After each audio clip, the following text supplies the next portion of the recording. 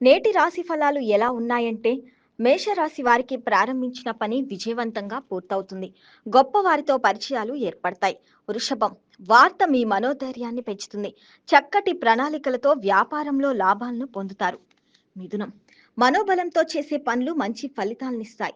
వివాదాలకు దూరంగా ఉండండి. కుంభం, పనులకు ఆటంకాలు కలగకుండా చూసుకోవాలి.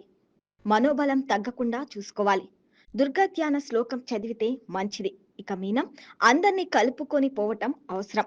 వివాదాలకు పోవద్దు. శ్రీ ఆంజనేయ స్వామి సందర్శనం శుభప్రదం. కర్కాటకం, ఆటంకాల వల్ల శ్రమ అధికం అవుతుంది. బంధుమిత్రులతో జాగ్రత్తగా వ్యవహరించండి. శివాలయ సందర్శనం శుభప్రదం. ఇక సింహం, ధర్మసిద్ధి ఉంది. కుటుంబ సభ్యులతో సలహాలతో విజయాలు సాధిస్తారు. వివాదాలకు దూరంగా ఉండండి. ఆదిత్య హృదయం చదవాలి. కన్య, కీలక వ్యవహారాల్లో జాగ్రత్తగా వ్యవహరించాలి. ఒక వార్త బాధ కలిగిస్తుంది. ఆధ్యాత్మిక కార్యక్రమాల్లో పాల్గొంటారు. తుల, మీ పనితీరుకు పెద్దల నుంచి ప్రశంసలు లభిస్తాయి.